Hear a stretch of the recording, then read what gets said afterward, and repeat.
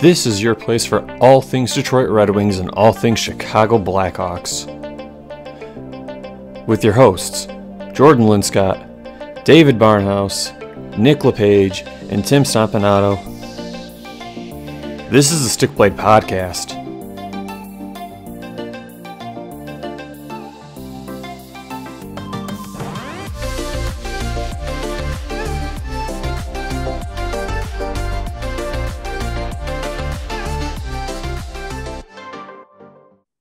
Good evening, ladies and gentlemen, and welcome to another edition of the Stick Blade Podcast. It is your place for all things Detroit Red Wings, all things Chicago Blackhawks, and news around the NHL.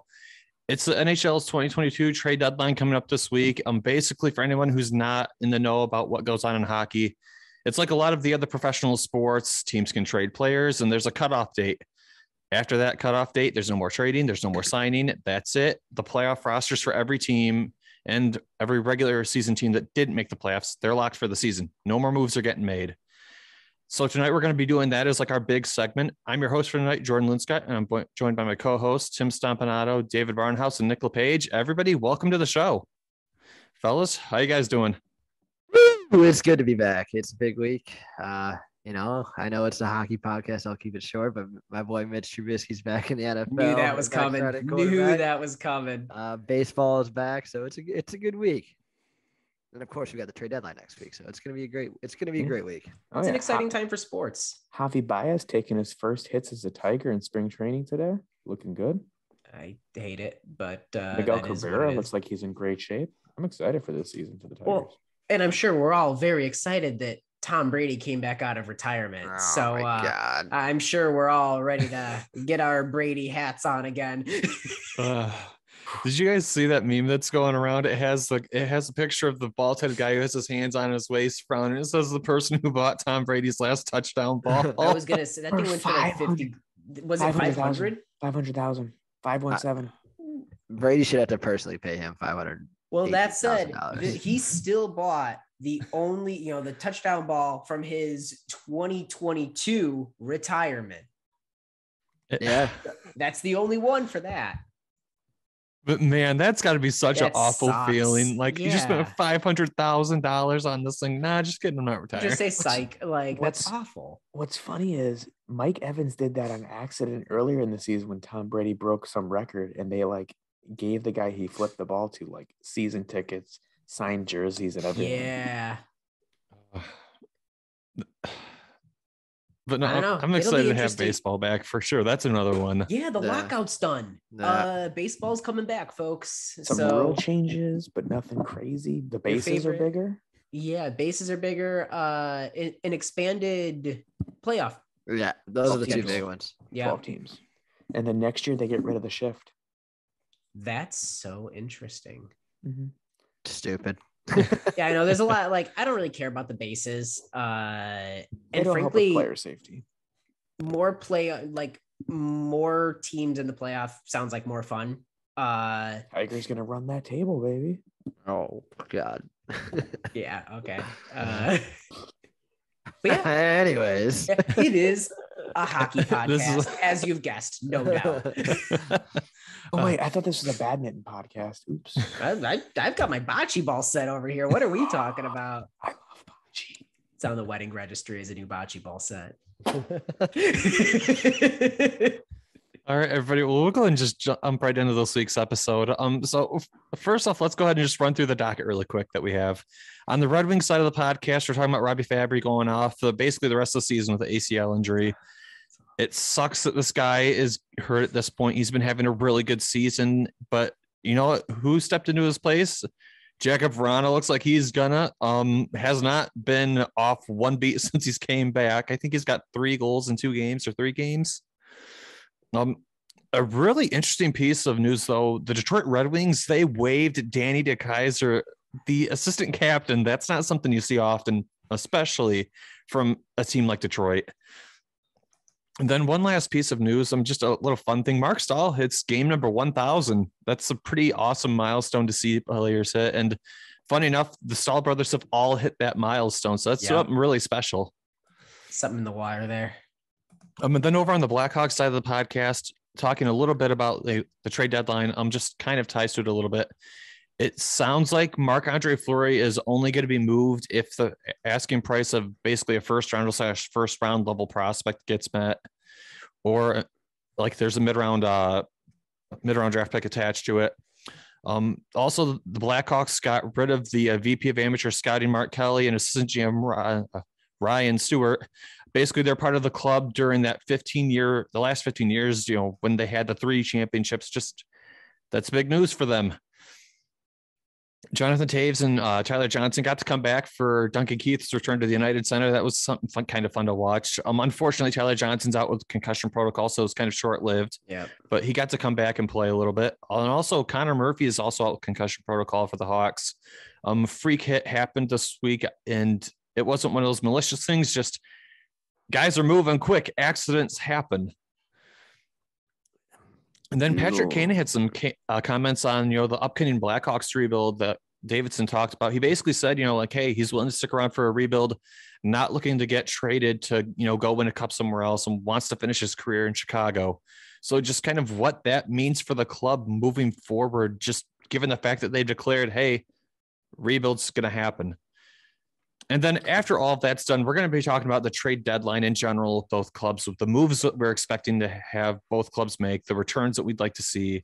That sort of conversation is going to happen. It's going to be a little bit of a long one. We can just talk about really quick the week that was for the Wings and the Hawks. Jordan, did you mention Mark Stahl playing in his 1,000th game? Yep, I did. Yep, the Stahl brother all hit game 1,000. Did you guys see the SpongeBob Patrick Squidward meme with I think it's Jordan who hasn't hit 1,000, where he's sitting in the window? Oh no! Running by. So the week that was. Like this last week, the Wings had one game they played against who is it? The Calgary Flames. Uh-huh. And what a smoke job! And not by the Red Wings. The Flames. The name made sense. Calgary Flames were on fire that game, outshooting Detroit 20-1, I think it was, at the end of the first period. This game clearly showed Detroit has a lot of work still when it comes to their defensive side of the game. As much as Moritz Seider's been great, one defenseman does not make a defensive group. Yeah. Speaking of defensemen, former Detroit Red Wing Dean Morton officiated that game. That was his final game. Oh, wow. Mm-hmm. That's why at the end of the game, they were all shaking his hand. Oh, that makes sense. Yeah, he scored his first. He played for the Wings his entire career from 88 to 93, and then became a linesman. That's actually really cool. I love the idea of some former NHLers actually sort of not necessarily been officiating, but like the linesman and stuff like that. That's a really cool way to get that perspective for the game. Just thought I'd throw that in there because glad you did. Defensemen. Knowing is half the battle. But yeah, we have been slumping very, very hard these last few weeks. Our goaltending and defense is not doing well. Like Jordan said, Seider cannot make up our entire defense. Like my biggest takeaway is, like, we all get it. The Detroit defensive group has work to be done. That's really obvious. We've been saying this probably, I think, for the last 3 years. That's the biggest area Detroit really needs to improve long-term. Mm-hmm. But man, I gotta be honest, I was also Nedeljkovic, he had a really ugly game as well, though. That was one thing that did not help the Wings these past 2 weeks. Was this the game where he swept the puck between his own legs? Yeah, he basically swatted it in himself. No. Yeah, it was not pretty. It's unfortunate because we know the goaltender that Nedeljkovic is capable of being when he actually has a defense that knows how to stop an offensive team can do. And Moritz Seider can't do it all. I mean, we've seen him do it all one time, which is pretty fun to watch, but he can't. And it hurts our goaltending, and it's demoralizing to our goalies. Like, goalies are like pitchers in baseball. A couple bad hits and they could be shell-shocked. And, Ned, you saw after he swept that goal and he was done. Like, mentally he was not there anymore. And it's unfortunate. Now, I mean, I'm trying to think of your defensive core, and you've got Seider. Leddy, who's been responsible and has had. I think he has improved the defense. He's been more of an asset than he has been a hindrance this year, which you can't say for everybody. So you've got Letty, who I think is still reasonably in a top 4 position. We talked a little bit before the show about Hronek has not been falling off a cliff. And we talked a little bit before the show on how his offense is still there, but is it enough to make up for the defensive lapses when you're a defenseman? Does that turn you still more into a liability than an asset? Yeah. And I mean, you got like Jordan Osterley, he's fine. Yeah. He's a 7th defenseman. Like we don't have a top 4 defense. Like we have Seider, who's like S tier. Letty, I would say, is B tier. I would say that too. And then everybody else. And like that's the hard thing is like Detroit's trying to make it's like they're trying to make 3 defensive pairings with 2 defensemen. It's so hard. And like Hronek offensively, the instincts are there. The offensive production is there. But the problem is, as a defenseman, your job's not to only score goals. Your job is to cut down rushes. Yep. It's to close gaps and pin up the boards and help your forwards get to you. Like there's more to being a defenseman than just offensively contributing. Otherwise, you'd be a forward. Yes. Hronek is a guy I trust being a quarterback on the power play. Yes. He is not a guy I feel comfortable with on an even strength playing field. He sounds like Gustafsson, which is heartbreaking to hear because last year he was really a pillar of your defense. He was it. I know. What happened? He's 23, 24 years old. You don't dive like that at this age. He needs a lot of help. Is that it? Is it just that he has nobody to help him? Because obviously Seider and Letty or Seider and whoever are the first pair. Is it just that he's super? I mean, he was exposed last year too. I don't know why Blashill hasn't really paired, to my knowledge, Seider and Hronek together. Is it because they're both young? But I feel like their styles could help each other. Like Seider could cover for Hronek's defensive lapses, but also contribute offensively, which would allow Hronek to really, play the game that he plays. I don't know.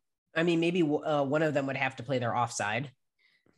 The other problem is you put those 2 together and then all we have Where is your Letty. other pairings. You got Letty and Mark Stahl. Man, Mark Stahl is not a top 4 defenseman. No, he's awesome as your 6th or 7th defenseman. Mm-hmm. I love him. Do you not have anyone like because DeKaiser's waived? Stetcher. Yeah, but man, he's still not 100% in my mind. Yeah, I guess that's fair. like he's okay, but he's not, at least in my opinion, he hasn't been the Troy Stecher of last season. So I guess this goes into the question of, you've got a phenomenal defenseman waiting to pop up next year. Do you make a trade to get somebody that rounds out this year and could theoretically stabilize next year and risk not having a real spot for Edvinsson? Or do you just have a spot? He's got to. Do you just weather the storm this? Because you don't want to get somebody that clogs it up. I honestly don't think we will be buyers, so to speak, in terms of like bringing someone in to stabilize us. We might bring in a player like we just traded for somebody. We claimed a Yo Levy. Yeah, we claimed him. Oh yeah, that's right. Which who knows how he'll be? He was a former 1st round pick. Yeah, 5th overall, I think. 5th overall. Mhm. So like maybe we see something in him. Maybe he does something, or maybe he's a Perlini. Who knows? I mean, I've got a theory about what Yzerman's going to do at the trade deadline, but I'll wait till we get to that segment because I think he's going to do something creative at the trade deadline. That makes sense. I feel like we're veering into trade deadline talk now with discussing shoring that all up and whatnot. Trust the Yzer plan. I mean, yeah. Let's talk about what happened with the Hawks this week. Well, what happened with the Hawks this week? Because we had 3 games. We had Tuesday, we beat the Ducks 8-3. How do you like that? How about them apples? Yeah, exactly. And then Thursday, we lost to the Bruins 4-3. But I thought the Hawks had a phenomenal game. Nick, correct me if I'm wrong. I thought it was just a damn good game where the Bruins just, I mean, they're better constructed all around.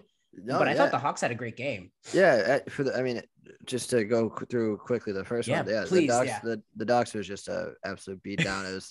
It's like how come our offense can't at least do half of this every game? It was carried again by the DeBrincat Kane Strome line. We're gonna get into that probably a little later. Absolutely. But yeah, beat the wheels off the Ducks, which is a pretty good team. And then the Bruins game was they took advantage of their power plays. The Bruins always had a high-powered power play, and they're great on special teams, and the Hawks just kind of aren't. And I think Pasternak had 2 goals that game, so I mean, you kind of left him open. He had 2. They're still the better, they're still the better team all around, but I don't know. I thought it was a well-played game. It's not like the Hawks just said, I don't know, we're gonna roll. Like they killed it. They fought with them tooth and nail. It's just bad penalties kind of cost you. I to your point, I know we're going to talk about the Kane Strome cat line, but it was one thing to go against the Ducks. Seeing the Strome line go up against Bergeron's line and hold their own, because that's always been the knock on that line, right? Hey, great, fun to watch, high flying defensive liabilities across the board. But DeBrincat's no longer a defensive liability. He's a 2-way guy. Weird. I mean, he's been trending that way for a year now. Strome's found a gear that I don't think we've seen before. Realistically, they were able to hold their own against one of the best lines in hockey for a decade. Like, that's so exciting to see. Mm-hmm. And then what was it? Senators. Holy cow. Yep. Saturdays, we beat the Senators 6-3. At what cost, I ask you? Just because we lost Murphy and Tyler Johnson. That sucks for Tyler Johnson. But we won 6-3. And Taves, I know awesome. Taves, that was like a vintage Jonathan Taves game. Gets into a fight, gets 2 goals. I know we talk a lot about the Strome Kane cat line, but that second line of Taves, Doc, and Hagel, I like it, man. Yeah, it's flowing on all cylinders. I mean, that it's kind of just, I don't know. You got the craftiness with Kirby Doc, you got the grittiness of Brendan Hagel, and you got Jonathan Taves, who just does it all. So the captain. Yeah, I mean, it was so fitting. Kane became the second all-time points leader of that game, and it was an assist to Jonathan Taves. We'll get on the Blackhawks news, but it was classic assist to Jonathan Taves. Step to the slot and shot. How many points is Kane behind the first? It's like 200 something still. He's gonna have to play a couple more seasons, but he'll do it if he stays a Hawk, which I think he will. He'll do it. So I mean, all in all, a good week for the Hawks. The Senators is a team you expect to beat the Ducks. To toss up, and they fought the Bruins well. So I was impressed. Mini victories, I guess. Well, and because I was just thinking the same thing the other day, like, well, yeah, we're supposed to do that about the Ducks, and we're supposed to do that to the Senators. That said, when your team is winning the games they're supposed to win, that is a good sign. Yeah, it's a step in the right direction. Because we've had plenty of games where it's like, oh, we should have won. Like, that's not good. Like like the Coyotes this year we lost to, which is embarrassing. It's one of those things where if we're winning and dominating those games that we're supposed to win, I can live with a 4-3 loss to the Bruins. Absolutely. Mm-hmm. The interesting thing is, if you would have looked at the beginning of the season with how the Hawks are performing and looked at that roster versus what you saw this week, it's 2 completely different clubs. It's so weird. I mean, hockey's so weird, right? Like, that said, I think one of the sneaky best moves that Davidson has made so far was the Lafferty trade. He caught a lot of crap for it. He's like, oh, we lost it. We got rid of Nylander for, another energy 4th line guy. If Lafferty can finish a little bit more, if he can maybe put a couple more pucks out, like, I love Lafferty's energy. And he's the kind of player that translates that energy into scoring chances, into adding on the ice. It's not just energy. Does that make sense? No, yeah. Oh, yeah. People build off it. The thing is, I think Lafferty generates a lot more of his own production than Nylander did. I felt like Nylander was waiting for somebody to set him up. Lafferty tries to set himself up, which that matters. 100. I mean, look at Hagel. That's how Hagel lives his life. And I'd rather have one of them than somebody with all the natural talents in the world without whatever that extra step is. I don't know what that is, but you love to see it. Well, let's go ahead and just jump right on to our topics for the week. We'll start with the Red Wings because we started with the Blackhawks last episode. The first being Robbie Fabry's out the rest of the season with the ACL injury. I was saying this earlier. This sucks because Robbie Fabry has been having a really good season offensively and even defensively, not as good offensively, but still been having a really good season. And it sucks Detroit's going to lose a guy like this late into the season. Maybe it's a blessing in disguise because they drop in the standings a little bit and have just that little higher chance for the draft lottery, even though we know the balls won't drop in our favor. For you. No, they never will. We could be dead last like we were, and we still would get screwed. But that one sucks. It's going to deplete our depth quite a bit. I think it gives a guy like Zadina a little bit more chance to shine. Mm-hmm. And then speaking of other players, though, when it comes to injuries, Jakub Vrana is back from the injury list. Has 3 goals in 3 games. He has not missed a beat since he's been back. He has looked very much like his old self. That diving goal he had for his second was just so beautiful. Beauty. I know it's really early to say it. Did Detroit win the Anthony Mantha trade? Yes. Yeah. 100%. I think we all agree on that. 100%. Yeah. We got draft picks out of it, and we got, in my opinion, a better all-around player. Yeah, that was for Mantha, not even his top skill set. Imagine if he was doing what Mantha was doing the year before. I think we traded a sluggish piece, inconsistent high risk, high reward, an inconsistent piece. High risk, high reward for a player that is a core piece now, who we're going to build around. I think Raymond, Larkin, Vrana, and Seider are the pillars of our team. Those are our 4 pillars. Legitimate pillars. I think, other guys like Zadina and others are pieces that are there, but those are the pillars of this team going forward. Yeah, I mean, it does suck for Fabry because, right when Vrana comes back, I think we were talking about it all year. It's like, you're missing Jakub Vrana is a big piece you're missing. You have Fabry doing what he's doing, and you got Dylan Larkin and Bertuzzi doing what they're doing. And it's just like, all right, well, you get Vrana back, you could play with the lines a little bit because that's a superstar goal scorer. And right when Vrana comes back, Fabry goes out. So it kind of sucks. The hockey gods give it, the hockey gods take it away. I mean, yeah. But it's good to see Vrana back. He's a lethal weapon. So guy's barely played any games, and he's got what did you say? 3 goals in 3 games? Yeah, 3 goals in 3 games, I believe. It's ridiculous. I mean, that's the spark they needed. So, I'm excited to see more of Vrana. I know games are starting to get to that point where the Detroit continues to struggle. It's like, but you got promising things to look at with Jakub Vrana, and he's must see TV already, and he's not even 100%, but he's just getting his wheels going. Mm-hmm. Yeah, he's shaking off the rust. Yeah.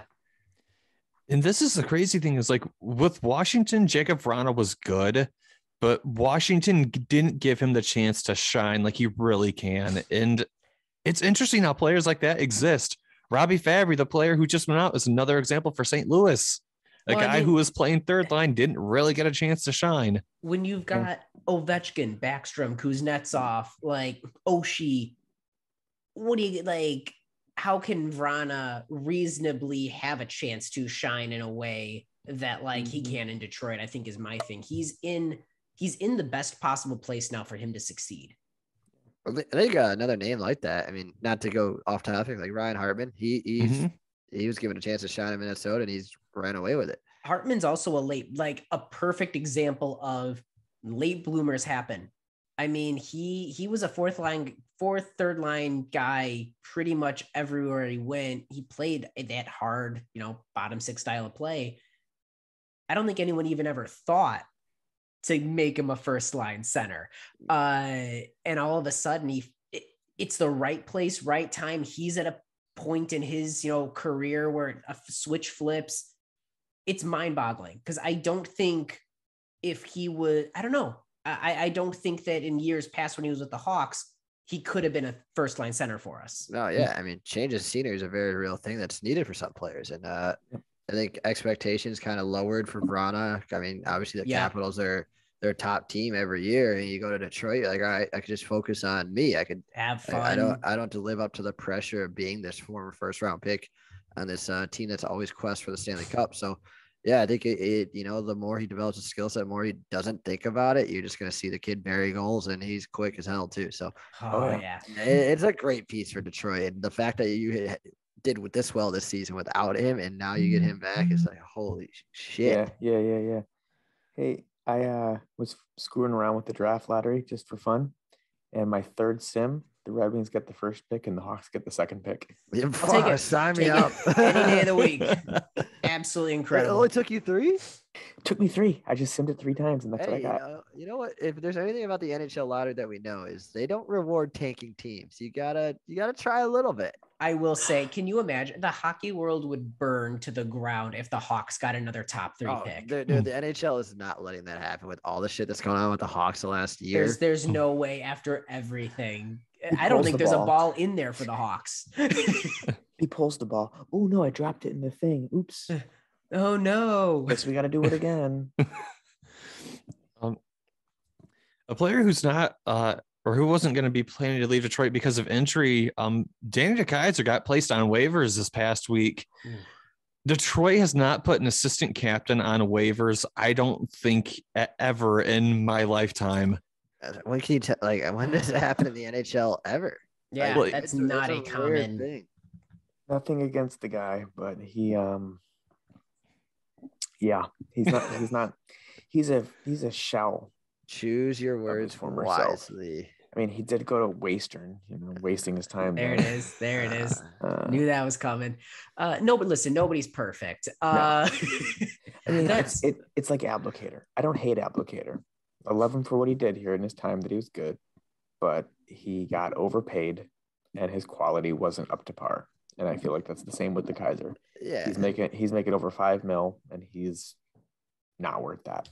But that even makes it more remarkable. Not only is he an alternate captain, but he's also making over $5 million a year. People don't waive that. Mm-mm.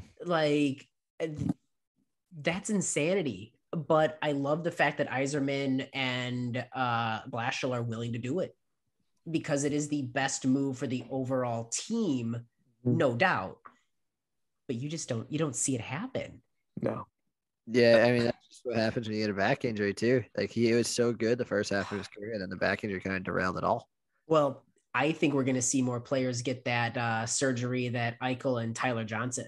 I was really excited for Tyler Johnson to be able to come back and be a 2015 that caliber of player again, because he said he's been having a back injury for years. I would be surprised if more players don't, like DeKeyser don't get that type of surgery now. You talk about Eichel, and all I can think of is the Eichel Buffalo game. We'll talk about that later. We have to. Oh, that God. sucks. And then the dude, ooh. I was waiting for a fight. It's so gross. I didn't like that. We'll get to that. Yeah. The last piece of Wings news that I've got on the schedule, we talked about it earlier. Mark Stahl hits game number 1,000 while he's playing with the Detroit Red Wings. Those shirts they were wearing were awesome. It's a fun milestone to see happen, and a lot of players don't hit game number 1,000. And he's third Stahl to do so. Yeah, that's such a unique thing to see that 3 people from the same family all hit game 1,000. I find it so hard to believe that there isn't a Suter that has done a Suter or a Sutter that has done that. But yeah, the Stahls are the quintess. It's going to be a weird idea that in a couple of years we'll have a league where none of the Stahl brothers are in it. Oof. I feel like we've just had Stahls for years. Yeah, I feel like they've been around for as long as hockey's been in existed. But yeah, that's everything.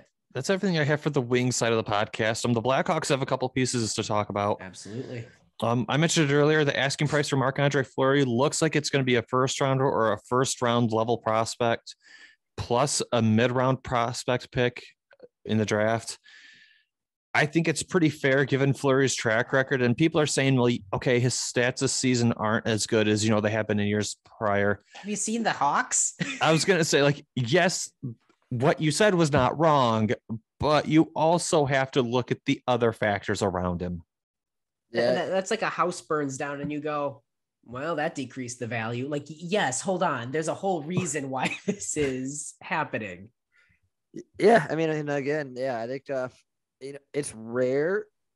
It's rare for a rental goalie, especially, to get a first round asking price, but that's what the Hawks, the Hawks are keen on the idea. Like, we better get a former first round pick, like a recent prospect, or a first round pick and a mid-level pick. Like, I think, a guy with Fleury's resume is worth it. He got it done during the playoffs. He could, if you're a team that, is like the 3 seed, you want to keep up with that first seed, add a guy like Fleury, he's going to do it for you. And of course, the last thing that's important to add is Fleury ultimately has a say. I was just going to bring that up. Yeah. It's been well documented by even his agent said the other day, is like, hey, we have been in nonstop communication with Kyle Davidson, which I love to hear. But he was like, as of now, there is no real news on any potential trade. I don't know. I still don't think that he goes. Like, I wouldn't even refer to it like it's an asking price, but I think realistically, they're not shopping him. I think that they're having people will come to them, and that better be your opener. But it's all in the hands of Marc-Andre Fleury. Yeah. Kyle. Yeah. Oh, go ahead, David. Sorry. I said it before in a previous episode. He's not leaving. The only place he's leaving to is Pittsburgh, and that's when he's ending his career. Yeah. I've heard the reports about him nixing anything to the Capitals because that might be a bridge too far if he does want to come back to Pittsburgh. Apparently they offered like 3 times and it's just not that's not happening. Those two teams hate each other. So yeah, I don't blame him. Yeah. Kyle Davidson is going to do, the big question was like, is Davidson going to do right to what the old regime did or promised Fleury? It's like, yeah. I mean, Davidson now has a reputation to build for himself. Like, he doesn't want to be the guy that the Fleury was promised something. He's like, fuck it. Like, I need picks. Like, no, he wants to be the guy because that scares off free agents. Mm-hmm. Like, you want to do your guys right. And if Fleury eventually does want to go, like, Davidson's not making these calls. He'll receive the calls. And then like you said, Tim, Fleury and his agent have been in contact. Alan Walsh has been in contact with Davidson. Yeah. So I think, ultimately it's going to come down to, like, I'm sure Davidson's going to everything. It's like, hey, we got a trade offer for you again. Do you want to go here? And Fleury's probably like, no, okay. So it's going to be like that, the process. And ultimately, if Fleury gets moved, it's because he said so. Like, I 100, and Nick, to your point, that's a fantastic way to look at it. Davidson is also trying to build his rep as a brand new GM. You want to be someone, say what you will about Bowman, players liked signing there. And there's a lot to be said about that. And for Davidson to come in, for me, it's always been less about honoring an agreement that the old regime made and more about respecting Marc-Andre Fleury. Yeah. And I love the way that they are handling this. It already sounds like, again, who knows what's actually rumors and what's actually happened. Sounds like he's nixed some stuff to Edmonton, at least from what I've seen on a couple of different like rumor mill posts. I don't know. I'm very, very curious to see. I don't think he moves. I think if he does move, it is a trade deadline day acquisition. Yeah. Mm-hmm. I'm going to say I think he might surprise us and get moved. I think, Davidson, I shared the Blackhawks Talk podcast in the group chat, and Davidson was choosing his words very wisely. Definitely. He said if Marc-Andre Fleury is on the Chicago Blackhawks at the end of the season, the Chicago Blackhawks are a better team for it. But yeah, the way he was wording things is just like, I don't know. Like, I think there's a potential Fleury might say yes to something, and because like the way this season's been, it's probably taking a toll on him. He's like moving his family around everywhere. If he wants to call it a quits to be with his family, he might as well go do it. Go chase the damn thing one more time. And I think that's ultimately what it's going to come down to. And I think Fleury actually might say yes to a trade. That'll be an interesting one to keep an eye on. If the price is right. Yeah, exactly. You guys kind of mentioned it. Kyle Davidson obviously wants to honor, what the previous management said. That's one thing I think that a lot of people are really underestimating here is you can offer players money. Sure, absolutely. At the end of the day, the players want to get paid. You know what else people also like? When your boss keeps his word. Yeah. That's Bargaining huge. in good faith. Like, I don't know about you all, but whenever I've been employed somewhere, I like it when my boss keeps their word. It's a morale booster for the room. It's a morale booster, and it's one of the most, people forget about how invaluable this is at the negotiating and bargaining table, not just in a current negotiation, but a precedent set for all negotiations in the future. If you are someone that comes to the table, negotiates and says whatever they want to hear, and then the minute things come inconvenient or you can get a better offer, you switch, everyone knows then moving forward that you bargain in bad faith. That you can't suddenly, there's a lot more no trade clauses being asked for because you can't trust them. There's animosity with hometown discounts and whatnot. You have to bargain in good faith because it's going to be better, not just for that contract, but everything down the line. Yep. We can move on to other veteran players if you guys are all right with it. Just to add on to what Tim was saying real quick. Like you see that with guys like Yzerman. People want to play for Yzerman. Yeah. We talked at length about Bobby Ryan last year. And like when they asked him, what made you come to Detroit? Steve Yzerman. Like that was his answer. So players want to play for a boss. And people want to work for a boss, like Jordan said, that is honest with them and doesn't do things behind their back, and they can trust them. People have said that about Lou Lamoriello. Like a lot of players have been like, hey, look, I have no, Devon Tays just got in. He's like, I have no animosity towards being traded by Lou. Lou kept me 100%. I knew where I stood the whole time. It's business. Like, I'll give him a hug when I see him next. Like, he's one of those GMs that's been notoriously kind of a hard ass, but also like, where you stand with him. And that's very important. Yeah. I mean, that makes perfect sense. But like, yeah, it'll be interesting. I mean, the deadline's what? The 21st. So I think it's our next show. It'll be but at that point, almost because all the moves have to be done by what is it, like 5 or 6 in the evening or something? I thought it was like 2, but like all the time zones though. Once they catch up, it'll be like 5 or 6, right? Yeah. The hockey deadline isn't as like exciting as like the Premier League soccer deadline. It's because of the cap. It's because of the hard cap. Yep. It's the same with the NBA. Like you can see crazy moves being made in the NBA. Again, I love the parity that the salary cap creates. I wish there was some middle ground.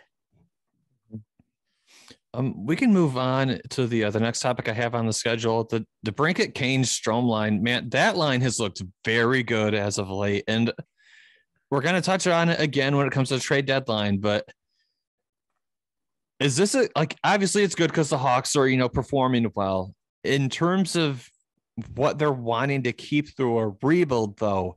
Is this as good as we want it to be?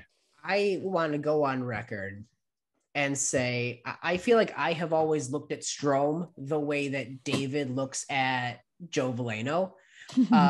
For some reason, I just love it. I love him as a player. Super exciting.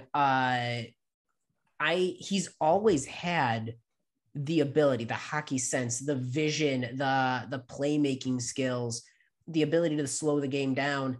It's just that, the faceoffs were rough. His defensive liability, he doesn't hustle away. He doesn't play away from the puck. All of a sudden, and we've seen flashes of offensive brilliance in the past. This time that it's clicking with this line and what we've been seeing in the last month or two, we're seeing a whole new level of Dylan Strome that is winning board battles, is hustling for the puck. This whole year, he's been killer on faceoffs, which he was not last year. We are seeing a player who is 24, 25 years old. Realistically, this is a piece that you hold on to for a rebuild, because what you've got right now is still a young Ryan Hartman is 27 or 28. and he just came into his own this year. There is no reason not to hold on to Strome, because the second round pick that we would get for him has less than any guarantee that they ever make it to the NHL, let alone be Strome. Yeah, and especially like it's a guy that Kane has chemistry with, and you want to keep Patrick Kane happy. We always trade the people that Kane's got chemistry with. He loved Nick Schmaltz. Nick Schmaltz got shipped out. He loved Artemi Panarin. See ya. He loved Gustafsson. Yeah, and so you want to keep that. You want to keep Kane around, so keep him happy. Like you said, Tim. I don't think the Blackhawks are a better team if they trade Dylan Strome. He's coming into his own. Yeah, I know he was a healthy scratch, like six out of the 10 games. But there's a lot of things we disagree about with Colliton. It's like what took so long to finally, like, I know Derek King at first was like scratching him for a little bit, but like, why did it take so long to just put him with players that he has chemistry with? You know, he works well with DeBrincat. You know, he's a top six, and you put him with Kane, and the offensive magic's going to be there. You want to know who else is a defensive liability? Jonathan Huberdeau, and he's getting Hart candidate. He's a Hart candidate. That's a really good point that is not talked about enough. Yeah. So, all right, I'll take the defensive liability if we get elite offensive play out of Dylan Strome. And you know what? That's a trade I'm willing to make, because the team needs offense. And that's one less building piece you need if you keep Dylan Strome around. Mm-hmm. And something to be said, I think that we are seeing a healthy Kane, because he had that nagging hand injury that he was dealing with end of last year, still into this year. I think that there is a correlation between how he is playing now and whatever that was resting up. He didn't play in the All-Star game. They didn't do the Olympics. Obviously, he had more rest than he otherwise would have. I think we are seeing Kane back to his old self. We're seeing DeBrincat, who is fully embracing, I'm not just a sniper, I'm a two-way forward. And we're seeing Strome take that extra step. I don't think this line is realistically any longer a liability. I think it's a possession driving line now. Yeah. I'm willing to go as far as it's been a top 5 line in hockey the last month. 100%. I agree with you. Last month and a half. Like this, it's I don't know. Like, I think this is one of the best lines there is, and you don't want to mess with it. And, you know, if you do want to trade Strome still eventually, you don't have to do it at the deadline. Do it in the off season. Let this line cook. Let him build. If you want to trade him, let him build his value. But ultimately, I think Strome has proven his point. Like, hey, I want to stick here. I'm happy here. He loves Chicago. DeBrincat loves him. He loves DeBrincat, and Kane loves Strome. So don't break up that trio. I 100% agree. And again, look at Nick Schmaltz in Arizona. Not necessarily a late bloomer, but somebody that has taken time to develop an all-around NHL game over the years. And we're seeing him start to come into his own. And yeah, like Derek Keane said, you don't play Strome on the fourth line. Like, yeah, he's not going to flourish on a fourth, but luckily we've got a ton of bottom 6 guys. If you put Strome where he can thrive, put every player in the position to succeed, Strome makes our team indefinitely better than anything other than a top 3 pick would. Yeah. I don't touch that line. Yeah. I mean, your team's better with Dylan Strome, and I can say the same with Brandon Hagel, because they're guarantees. We'll get into that later. Oh, definitely. I know I was talking about the trio just while we're talking about them. I love the interaction between DeBrincat and Kane. Kane was kind of jawing at DeBrincat, and DeBrincat was arguing back, and DeBrincat finished it with a "shut the fuck up" to Patrick Kane. I love it. It shows the brothership, though. Like, everybody was, I know some people were overreacting to it, but like, that's Kane and Taze. I love it. All the time. I love to see it. Like, that was what Kane and Taze did, was they would just bitch at each other. And now these two are doing it. It's like, it's a brother. Like, Kane is taking DeBrincat under his wing, and I know DeBrincat's kind of a superstar of his own now. It's fun to see. I mean, it shows that these guys still care about this team that's kind of struggling. They're also both stupid competitive. Yeah. Like, people have talked about like the 2-touch soccer and stuff like that. Like, I don't want to play with DeBrincat. Like, he's way too competitive. I have no doubt that these two were jawing at each other for something. Like, yeah, because they both want to win. They both have that drive. Again, you can say all you want about Kane's on the back half of his career. We should move him now and get whatever. There is no way on this earth that this team losing either Kane or DeBrincat, they're the heart and soul of this team. It'd be foolish to trade them. Yeah. Like, that's the thing with the Blackhawks. If they're really serious about this rebuild, I said it last time that we were talking, but you can't scorch the earth with a rebuild that does not work. If you trade those two, that kills your team's heart. We can move on to a couple of the front office moves if you guys are all right with that one. Yeah, always. So there are going to be a couple here. So first off, VP of Amateur Scouting Mark Kelly is gone. Also, assistant GM Ryan Stewart is gone as well. Basically, they're with the club for I think it was 15 years. Yeah, if not longer, but I think it was 15. Yeah. So part of the dynasty era of the Hawks. Norm McIver rejoins the club as the associate GM. Honestly, I think the Mark Kelly thing, as much as he was part of that group, when they were really competitive, I think if you look at the Blackhawks draft history, I think it makes sense. And yeah, along with, it might not be a thing that with the draft history with the Hawks, because I know they were very happy with Mark Kelly's performance. I think Davidson kind of wants to, he wants to refresh in this whole thing. Like, Mark Kelly was a Bowman guy. And obviously we know Davidson and Norm McIver, they were not Bowman guys. They were guys that kind of were just pushed to the side. McIver. So, I mean, I'll close out on Kelly first. So yeah, it sucks. I was a big fan of Mark Kelly. I liked what he did with the Hawks. I mean, he was a big part of the dynasty. He's why we found guys in the late rounds that had impact on this team. Then as for Norm McIver, I know I see a lot of people complaining on Twitter. It's like the Hawks aren't doing something new. Like, this is new. The reason why McIver was demoted and eventually he left the Hawks was because he wasn't one of these yes men that Bowman put around him. Like, he was one of those guys that he would give input on the opposite end. Like, he'd be like, no, we shouldn't do this, and this is why. And Bowman didn't like that. Norm McIver wanted to start this rebuild in 2017. And I think this is a sign that, Davidson's bringing him in. It's a guy that he could trust. It's a guy he has chemistry with and has resources around the league. This is a guy that's this is step one of the sign that Davidson's committed to this rebuild, because you're bringing in a guy that wanted to start this rebuild 5 years ago. Who's the guy? God, talk about how fast things go. Who's the guy that was removed with Bowman? Al McIsaac. Yeah.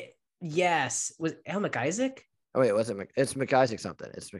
It's Al Mc something. McInnes. Thank you. Because I'm thinking Norm McIver was a thorn in the side of Bowman and Al. Because there was something I remember reading about him wanting to kick off the rebuild in 2017, and he had pitched it to Bowman, yada yada yada, and Al McInnes just absolutely not. He hard kiboshed that, got Bowman around. This guy was the dissenting opinion, and I'm very excited. I like Norm McIver. I'm very excited to see. And again, it's a regime change. No matter how good Mark Kelly was, he's not your guy. He's not your person. So get him out and start to reshape in your image with your people. That makes sense. You'll have a couple of carryovers, but you want to reshape this department in your image of what you want this team and this culture to be.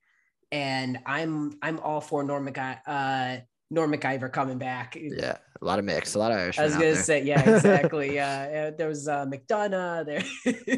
Hey, it's in the spirit of St. Patrick's Day this week. But yeah, let's launch it, boys. Here we go. But yeah, I'm hyped for I'm hyped for McIver. And I know that what's his name, Brian Campbell, is going to be having a higher up spot. I think he's going to be assistant GM. I think it's kind of leaked out there. That's what his role is going to be. Love it. Yeah, I like that. Yeah, I don't know if we've ever had an associate GM. I think Bowman's kind of just been the guy. So this is also new for the Blackhawks. Yeah, and it's good to see. It's good to get a fresh. I know it's he's been here, but it's a fresh voice, as in he's going to nix an idea. If he doesn't like it, he's going to give Davidson. He'll push back. Yeah. Hey, this is not good for the rebuild. This is why. So he's a brilliant hockey mind. Obviously, Seattle hated losing him. He was like director of player personnel or president of player personnel over there. So it's a big addition for the Blackhawks, and yeah, big subtraction with Mark Kelly. But like you said, you got to reshape the front office. Like it has to be reshaped in the front office, and it has to be reshaped on the ice. And this is the start, and there's plenty more to come. I was gonna say it ain't done yet. There's gonna be plenty of fresh and new faces, new ideas, new concepts. They're just shoring up a couple of the big names right now. Yeah. We had a couple pieces of injury news for the Hawks this week. Tyler Johnson goes on concussion protocol, as does Connor Murphy. It sucks because Tyler Johnson had just got back with the club, and Connor Murphy, it's a freak accident at the boards. Like you couldn't have seen either of these coming, and these were awful moves to have this week because these are two guys who, I mean, Connor Murphy, I think, is arguably the Hawks' best defenseman, and Tyler Johnson, you've been waiting for him to be back almost all season. Our team is better with Tyler Johnson on it, especially a healthy Tyler Johnson who hasn't been healthy in years. Hearing him talk about his back surgery and just being like, yeah, I don't know, I was just in pain for years, and you live with it. Like, it makes you wonder how much of that affects your play and how much the guy that we've been seeing with this back surgery, is he worth closer to the $5 million that his contract is? This is gut wrenching. He has the surgery, second person in the NHL to ever have it, comes back feeling great. I think this was his first game back. Yeah, it was. And he just knocked out of the game. Fluke, a puck to the head. Yeah. It was like a clear or something like that that was attempted. Nothing malicious in this game. This really wasn't that bad. But ugly. Ugly hit, like I said, a puck to the head is just, that sucks. And then the Murphy hit, I've watched that a couple of times now, and just, I don't see any ill will. I don't think there was a follow-up hearing or anything on it. It's just a weird turn, and you hate to see one of our top 4 defensemen, I think our second best defenseman after Jones, like, you can't afford to have him out. Yeah, it does. It was so brutal. I mean, like you said, though, it wasn't malicious. It was kind of just a weird angle. Yep. Just kind of went down wrong. And in concussion protocol now. Promising news was he would, even though he was stretchered off, he did travel back home with the Blackhawks that night or the next day. So, yeah, I mean, it sucks to lose Connor Murphy, though. It's he's a big piece. And, this team has kind of been depleted. We didn't have Johnson almost all year. We're going to be without Murphy now. And, tough. But, best wishes to Connor Murphy. Hopefully see him back out there, and same with Tyler Johnson, because, like you said, we're a better team with those two guys in our lineup. Tyler Johnson as your third line center allows Doc to be your second line winger. Yeah. Realistically, I think that he would have, unless you put like a Kurashev or somebody as your third line center or Lafferty or something. I think Doc has to go back to third line center, and that shifts your whole lineup a little bit. I don't know. I'm really looking forward to getting Tyler Johnson back healthy, because, and don't forget, we're still missing Jujhar Khaira. Yeah. Like, we have a glut of centers that can help round out that bottom 6. They're just not healthy, and they're not getting better. I don't know. That's really heartbreaking. The last piece of news that I have on the Hawks docket, Patrick Kane had some comments this past week with the media. Basically, they asked him, what's your idea of the rebuild? And it sounds like Patrick Kane's on board to stay with the rebuild. Says he wants to, finish his career as a Hawk. How do you guys feel? Obviously, you will get a king's ransom for Patrick Kane if you trade him, and it's been leaked that a lot of teams are interested in him, just in terms of trading for him. I know there's emotional attachment there, but do you guys really want to keep him for his entire career when you could get 100%. Real rebuild assets for him? Yeah, 100%. Yeah, I think it's a no-brainer. You keep him. And to tie in with the rest of Patrick Kane news, today, just against Ottawa, he became the second Blackhawk all-time point scorer. So you pass Bobby Hall, good piece of shit. Love it. But yeah, no, Patrick Kane, I don't think you can move him. He is like when you think Chicago Blackhawks, he is the first person that comes to mind. Yeah. And yeah, and he worded it really well too. Like Patrick Kane's really good in these press conferences. I don't know if it's exactly like I want to be with the Blackhawks my whole career. He said it would be an honor to be a Chicago Blackhawk for my whole career. So like he knows that it's a business though. Like he's not just gonna sit around and be here. Like he knows he has to be catered to, which is fine. Like it's Patrick Kane. He has to be catered to. But you want to keep him happy. Like I said, he needs to be involved. Like they gotta contact him and like see what he wants, and then you're gonna have him stick around. But yeah, so it would be an honor to keep him for the rest of his career too. And like I said, for like 2 episodes in a row, it's like he cares about his legacy. I truly believe he does want to be here, but it's like he knows it's a business. 100%. Like I've said a couple times, I think he's going to go into management and GM and all that track after retiring, because he's got a mind not just for the game but the entire entity of hockey. He knows it. He knows it's a business, but 100%, I think that he has never given an indication that he doesn't want to be here. Even in some of the very bleak years, I feel like this is not the bleakest year we've had. He has always thought about the team. I think he's your heart and soul. I understand what we could get for him, but it's a at what cost question, because again, if you get rid of the heart and soul, the legend of your team, there is some emotional attachment to that, but also that doesn't devalue. That doesn't mean a lack of value. I just read something today about his comparables for guys that are 30s, in their early 30s, and what they could have a trajectory towards. And realistically, the way Kane plays the game and his comparables of like Ron Francis, Martin St. Louis, there's a couple other ones, including Yager. There is no reason to believe that he cannot continue playing high caliber hockey at 36. I mean, Patrice Bergeron's 36 and he's still tearing it up. Like 36, 37. I think Kane can play legitimate hockey well into his late 30s. So I don't think that keeping him around will be a detriment to the team. I only see this as an asset. Okay. That's everything that I have on the Blackhawks docket for tonight. You guys want to just jump right into this trade deadline talk? Let's do trades, baby. Let's go. I mean, we're a week out, so this is it. Yeah. By this time next week, we will be wrapping up the trade deadline and discussing what we saw during the day. So yeah. So I want to just kind of go into this trade deadline talk like this. I want to talk about who the players are who I think the Hawks and the Blackhawks should be looking to get returns for, and who other teams will probably be shopping for. And then what we think real reasonable returns for said players will be. I think that's a pretty easy way to like just sort of organize this discussion. I love it. Yeah. So we started with the Wings of the News. Let's go ahead and just start with them first when it comes to the trade deadline stuff.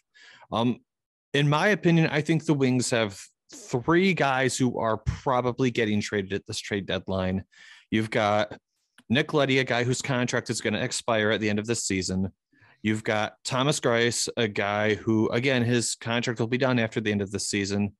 And then you've got Vladislav Nemestikov, who has been having a really good resurgence this year, and I think is going to be a player who a lot of teams will look at and say, yeah, he's capable of being a very good middle 6 winger who can just help out a team that has winger depth issues.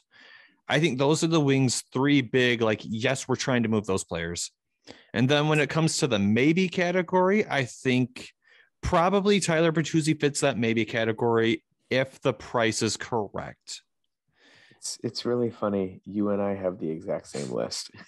Those are the same 3 players, and Bertuzzi is the one that's like, you gotta give us something big for him. Let's go ahead and just start with the players first. Nick Leddy, a defenseman who he's getting older, more of a offensive defenseman than defensive defenseman.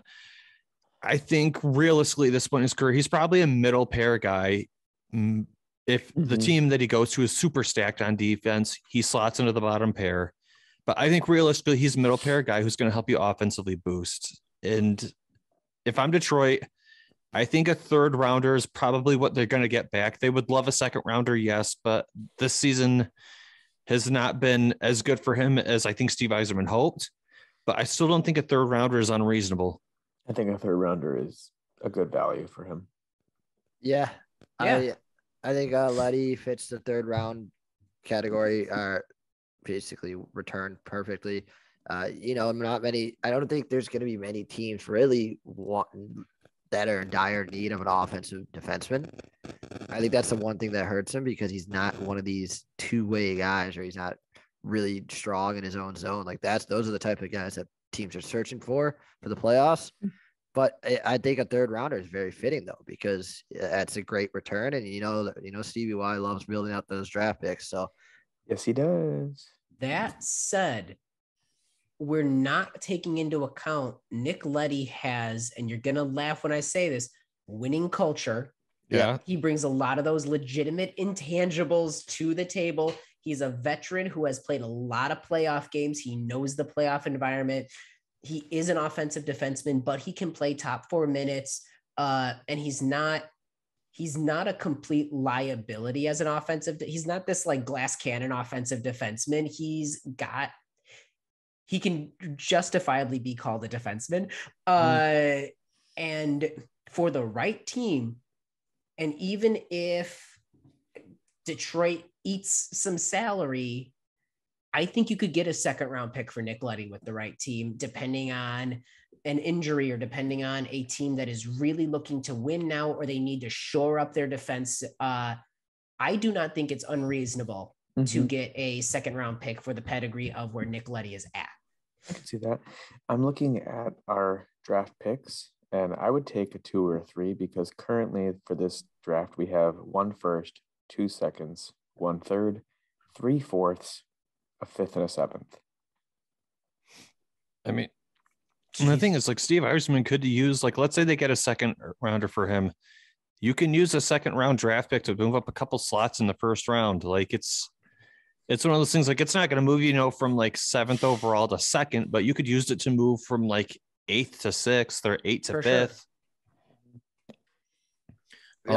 I'm going to give a prediction where he goes. Okay. Let's hear it. Florida Panthers.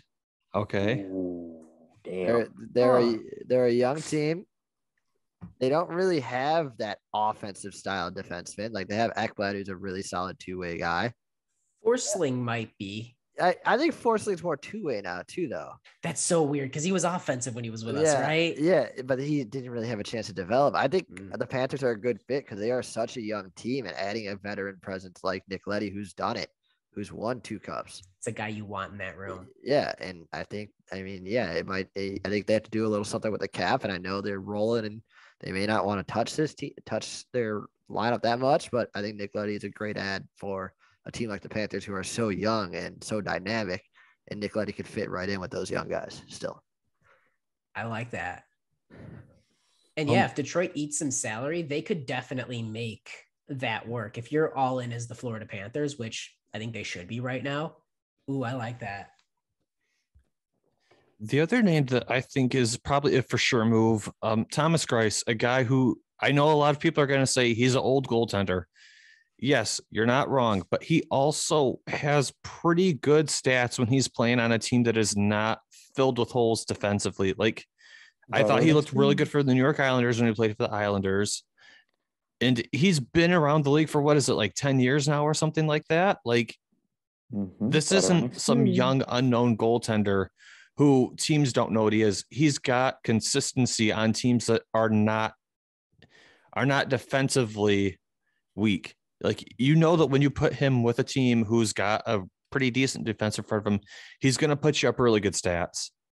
And I mean, even with us, his stats aren't terrible. Yes, our goaltending's been slumping, but that's really attributing to our defensive play. He has the capabilities to make remarkable saves. And like you said, 10-something years experience. He's got that veteran presence. So a team that is a playoff caliber team that might have a younger-ish goalie, he could come in, play behind them, and give them the support and help they need. And if Detroit retains half, like he's gonna like if Detroit retains half the salary on him, what is he like $1.5 or $2 million? Like that's nothing for a backup goaltender. That's the thing, though. He's gonna be a backup goaltender. Any team that's going into the playoffs that is reasonably a playoff team has their goalie, and I don't think that Greiss is an improvement on any team. There's only one team that I'm thinking of. I think that Vegas could be in for him because of the Lehner injury. They need somebody to shore it up. Here's the thing. Osgood was the backup in 08. Osgood took over and won us the cup. I agree with you 100%. Like, this is a league that needs to go. But, like, if I was trying to make my moves and whatnot, what do you give for a guy that you know is going to be your backup goalie? Are you I think a third rounder would be your best hope. Yeah, probably a third or a fourth.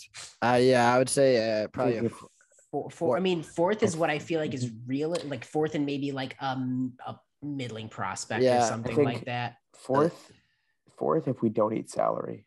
Third if we do. I think fourth and a prospect or fourth and that's it, or fifth and like a low tier prospect. Wow. Okay. But like, yeah, it's a backup goalie. Yes, it's an important position, but you're not gonna give a second round pick for. I mean, we got a second round pick for Lehner. Yeah, like Yzerman will convince someone to give him a second round pick. Just watch. If anyone can, it's Yzerman. But like, I've heard that like Craig Anderson is on the market and expecting to be shopped. He's 40 years old. Like the goalie market's weird. I think Greiss is worth a third round pick, especially if you're Vegas and you need someone who can realistically be a starter until your starter's healthy. I think realistically a fourth or a fifth and a prospect mixed in there is what you get for Greiss, for better or worse. Yeah, and I'll try to predict the team too for him. Looking at it now, I mean, obviously Toronto's an easy one to say because I was going to say Toronto. Toronto's an easy one to say, but I think they're looking bigger. Like they're trying to hit a home run at goalie. I'm going to say Boston or Washington. I could see a team GM hanging up the phone. Yeah, we just got Thomas Greiss. I don't know how he did it, but Yzerman made me give him a third. I don't know how he did it. I think Boston and Washington kind of fit. They'd have two young goalies that are kind of that are their starters. Struggling. And they're struggling. Yeah. Washington makes a lot of sense, actually. So I think, I think you can see those two teams kind of making a run, and then Vegas as well. But yeah, keep an eye on Greiss for like a fourth or fifth round pick and maybe mid-level prospect. Side note, maybe Washington shouldn't have let Holtby go. Just saying. Well, because here's my question: I know they're is Samsonov still their starter? Yeah, he's still okay. He's been struggling because it's Vanacek who's the other one. Yeah, but that's the thing. Those are two young guys. Yeah, and Boston's got Swayman and Ullmark because Rask had to retire. I still don't hate Toronto's goal. I think that Campbell's kept them in a lot of games, but he's hurt now. But he's hurt right now. Yeah, it's okay. Maybe you get a third for Greiss. Fuck, Toronto's so desperate. They might go up there first. Well, they've got to be desperate, right? Because like that team is in such cap problems. Like they can't look at like high dollar goaltenders. They'll sign another top line for top line forward. We'll give Toronto Greiss, and they can give us their first rounder and Morgan Riley. I'm doing. Yzerman, you stone cold. then they wouldn't have a defenseman to blame for all their problems on. And they can blame the ghost of Muzzin. Yeah. They hang up the phone. I don't get it. How did he convince us to give him that? I don't get it. It's Yzerman. He boomed us. He boomed me. Here's the thing. I mean, if there was a team desperate enough to give up a first for a goalie, it would be Toronto. Because good Lord, it's gonna blow up at some point. But yeah, my money is on Vegas, but I do really like Washington. The last player who the Wings have, who I think is really going to be moving, is Vladislav Nemestikov. This is a guy who, in my opinion, I think David, you would agree, is probably like a very true middle six winger, a guy who On a cup contending team that's already got the top 6 set, he's going to be a third liner. But if Nemestikov is a third liner for you, that's fantastic. Because what do you have? Like, I think 15 or 17 goals so far this season. Mhm. Like, Nemestikov, to me, and I don't think he is a Hagel, but he represents a Hagel type player where he's got the energy, he's got the scoring touch, and he plays for the logo on the front, not the name on the back. Like, he's going to give you his all. And he has really done well for the Wings. Like, he shows up and scores really good goals. He's very gritty. He's got high energy.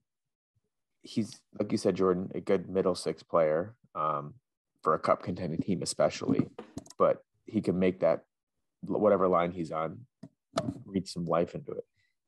I think we could command a pretty good pool out of him. I don't think it's a Tatar type no, pool. it's not. Definitely not. But I think at the highest, a second. And I think at the lowest, a third and maybe a middle prospect. Like, I think he is worth that. I think a second round draft pick is fair for him. I mean, if you look at, like, he's going to a contender probably, right? So that second rounder is going to be late in the second round. You've got a guy who you know what you have. His contract isn't even that bad. And He's not expensive. I know that. And it's like 2 seasons left on it. I want to say it's 2 seasons left. Let me look up the contracts. You keep talking. But to like, me, oh, go ahead. Sorry, Jordan. I was going to say, like, the guy, though, the thing is, like, so he's got a couple of things going for him. One, he's still fairly young. He's not past his peak yet, which is huge. Like, what was he born in 92? So he's what, 29 right now, if I'm doing my math right? Look, I pulled up. So anyway, 29 would be 29. So we still got NHL years at him, and So- he's got productive NHL years at him. Yep. He's got the He's got fact that 2 he's million cap hit. yeah, Well, so basically nothing. And he's a He- UFA after this year. So this is it. So he's a pure rental. Yeah, and this is one of those players who, if you like what he provided with your club, you can probably re-sign him for like a 3-year deal for like $2.5 to $3 million, and you have a known quantity at that point. And the thing is, like, he doesn't have like a history of just being productive constantly, where he's going to be commanding 5 or 6 million. This is a true rental that can become like a finishing piece for the next 3 or 4 years for a team that wants to contend. I think the fact that he is a rental is it's gonna derail his value a little bit. I think that second round pick, now that we know his contract details, like $2 million is not that bad to swallow at all. I think you're looking more like a third and a sixth, third and a fifth, maybe, or third and a low level prospect, but that's still a good return for a middle 6 guy. 100%. And it's an asset you didn't have. It's a guy you needed to cut ties with. And I know, David, it hurts you. I know you're a big fan of Vladdy. But yeah, I think a third and a fifth or third and a lower level prospect is a good benchmark to look at. Nick, Honestly, oh, good. and honestly, what stops Vladdy from just coming back next year? Yeah. Nothing, because he's UFA. Yep, The Vermette treatment. Vanek too. I agree 100% with you, Nick. I think I've said for a while, like, once Fabry's healthy, you've got more players. You've got more top 9 players that need spots than you have spots available. Mhm. I think at 29, Nemestikov is great. He's not your future. The only knocks I have are that on a true cup contending team, this is a third line winger. This is not a second line winger on a true cup contending team. If he's a third line winger, pure rental, I would say your best hope is third round pick and like a middling prospect. I think realistically it'd be a third would be awesome for him. Because it's Steve Yzerman, I think you could get a prospect with it, but it's not going to be a blue chip, like top tier prospect. Yeah. And also mind you guys, those listening, that like this is like the market has not been set for forwards yet. No, that could change in a day. Yeah, this could all change. The market has not been set. We will get into the defensive market kind of set when we talk Hawkside.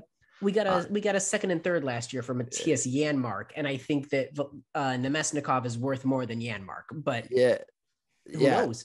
Yeah, it all depends on how desperate a team is too. Like it depends on what team he's going to. Since I've been predicting basically the other ones, I think just looking at it here, I think Calgary and Minnesota are the two teams that make most sense for Nemesnikov. I think Minnesota just needs that kind of a little more depth. Foligno plays with an edge. I think having a guy like Vladdy also does it as well. And Calgary, Calgary's just a well-balanced team. I think adding a guy like Vlad Nemesnikov is just, it makes it even better. It only improves that team. I mean, I have a friend who's a big Wild fan. If Vladdy went to Minnesota, I'd have to root for them a little bit in the playoffs. I think Minnesota makes a lot of sense. Like you said, Nick, not only does he provide you a little bit more depth scoring, but like he shores up that third line, and he's not a defensive liability. Like he's got that grit to him. That is not a bad pickup for a team like Minnesota that's feeling it and wants to keep pushing. I'm sure I'll be 0 for 3 on these predictions, but you got to try though, man. Especially since I'm agreeing with you. Yeah, that's why I'm on the Hawks side of things. So speaking of there's one more player that we need to talk about, and that's the guy who I think me and David both agree is a maybe if the price is right. What do you Tyler think the price Bertuzzi. is? What's the price? Jordan, ring. You're Steve Eisenman. What's your price? 2 firsts. I want a first. If I'm trading, I want a first.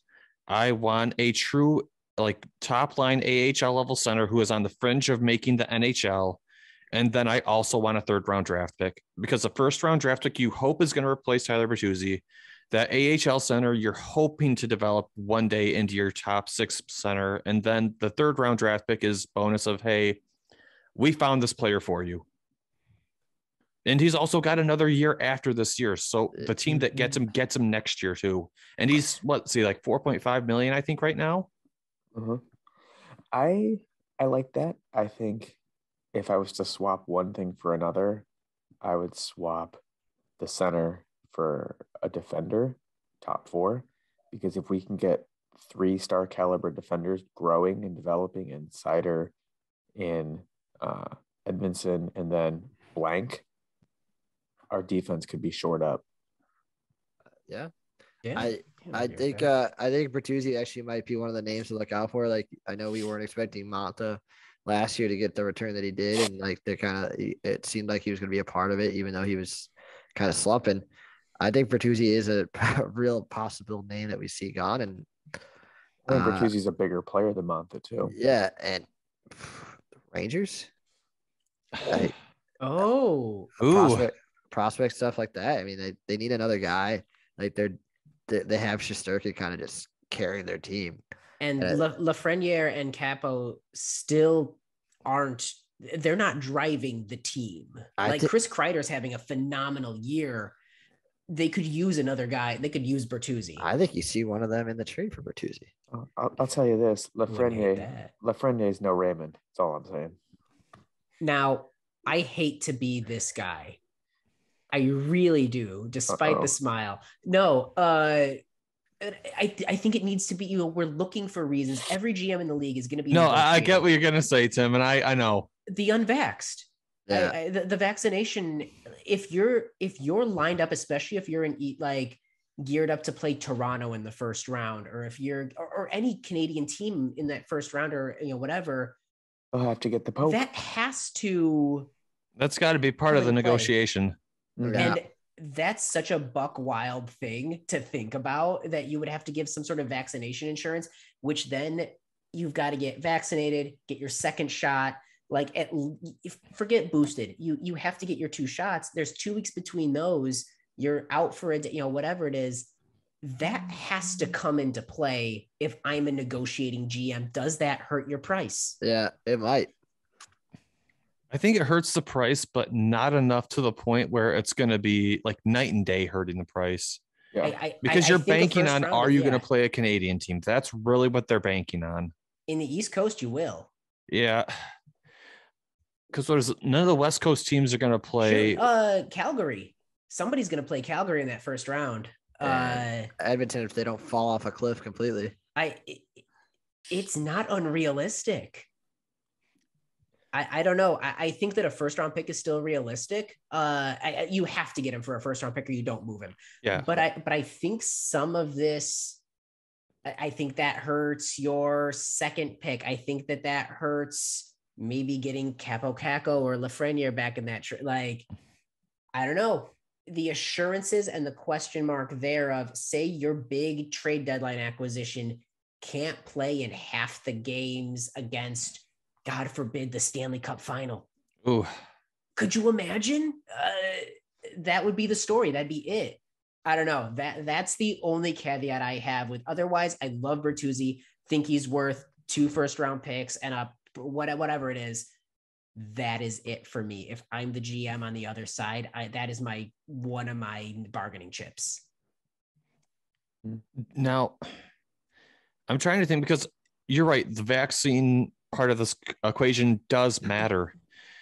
Maybe what they do is they say, we'll trade you a first round draft pick. We'll trade you a second round draft pick that is conditional upon them making it past one of the Canadian teams. Yeah. Again, what if God forbid that's your in the finals. I don't know. And again, there's a lot of what ifs here, but hockey is what ifs. I would say the conditional has to be in, like, he plays, I don't know, he plays an X amount of Canadian games, something like that. I don't know. It's been fine all year. I don't think it's going to be fine when it's not. Like, when it hits, it hits.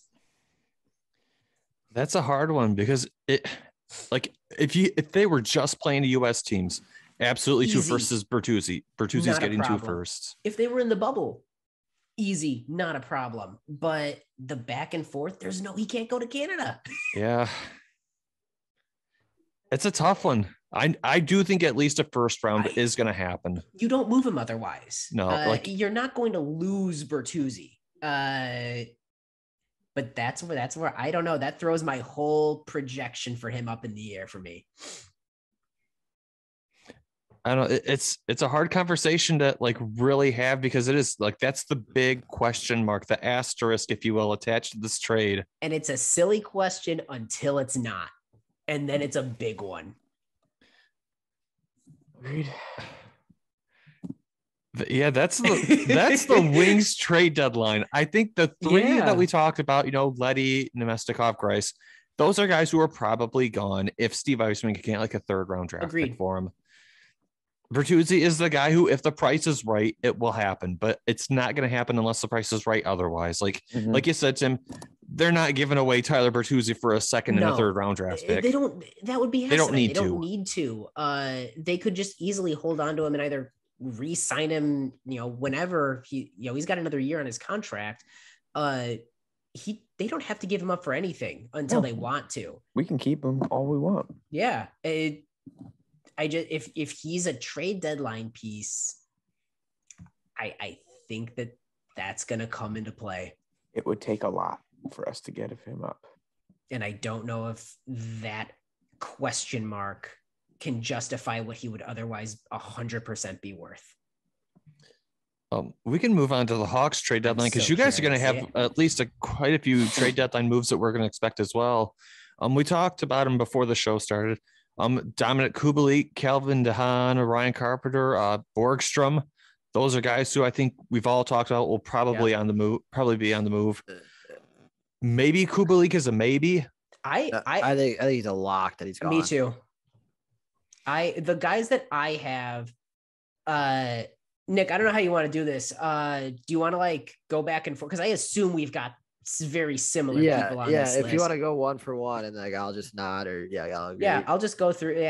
Kubalik is my number. I think that's our big forward piece. I think it makes sense. I don't think he's a guy great, awesome, is slumping on a slumping team. I think this is a guy that would benefit a change of scenery. You put him on a Colorado, you put him on a team that's actually engaged in clicking and offensive, and he's going to pick up right where he started. I'm it's funny. I'm sort of looking at him the same way that you guys were looking at Nemestikov.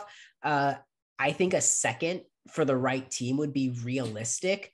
I would be happy with a third and a prospect. Yeah, I think realistically for Kubalik, I think because the RFA is a significant play in this. He's RFA and he's younger. Yeah. Yeah. It's a significant play because they hold his rights. I think with being you need a goal scorer. Like you need a guy that you put anywhere in the lineup. I think Kubalik could receive a second rounder for him because of that RFA status. Yeah. So that's the only thing he has going for him because he has not been great this year. It could have been higher if he maybe performed like he did a couple seasons ago. But that said, he's someone that needs. I feel like he's someone that needs people around him that can set him up, that can distract play, that can screen the goalie, because he's good at one thing, scoring goals. Yeah. So I think a second or maybe a third and a prospect for Kubalik. Yeah. What do you guys thoughts on RFA Kubalik? matter, or like the RFA rights is what makes this a second round draft pick, because I do think he's in terms of like offensive potential, I think he's right there with Nemestikov. Like on a true contending team, if you look at if you take that 30 goal season off of like what you had, and then you look at everything else you've seen from him, I do think he's a true third line caliber guy on a true contending team. And with RFA rights, I do think a second is fair. The third, I can't imagine you'll get any less than a third. And honestly, if you're not going to get a third, I think you just keep RFA him. rights, yeah. Because he's on contract for 2 years? No, he's expiring contract this year, but he's RFA. Or does he have RFA rights for 2 years? Yeah. I think is it 2 years, or I think next year is his final year of RFA. I think next year is his final year of RFA. Yeah. Okay. But so anyway, like you can tender him a contract and you can go from there if you don't get what you want. yeah, like I think a second is fair. Like if he's not going to be a detriment, I don't think, to any contending team by any means. And if you have a good setup guy, I think he's fine. Yeah. I also think he can be the third best guy on the second line. Yeah. If you have a team that's just missing a finisher in your another finisher in your top six, put him on there. He is your slot guy on the power play, like 100% on the right team. He's a second line scorer on a really deep team. He's the kind of depth scoring that you would dream about. So yeah, that's what I'm looking at with Kubalik. I'll go down to the next one that I got on my list. I think that we could both agree on. I want to talk about him right now. I actually, just because the market was set today. I think Calvin DeHaan. I think he's the most obvious. I think that's literally next on my list. Yeah, behind Kubalik, I think he's the next one to for sure go. I think that's a lock as well. He's an expiring UFA and a 4.550 cap hit. I think the things that goes into him is he's a defensive defenseman. Like we always talked about, he's a poor man's Nick Hjalmarsson. Yep. And that's what teams are looking for in the Stanley Cup. A guy that's willing to eat some shots. He'll soak up top 4 minutes. And then we seen the trade earlier with Josh Manson. The Ducks got a former second round pick and Drew and a prospect, or was that a Drew Hellison, who was a former second round pick and a 2023 second round pick as well. So I think that's something we along with having to eat some salary for Calvin DeHaan, I think that's something we could look for in a return, like a mid-level prospect and a second round pick for Calvin DeHaan.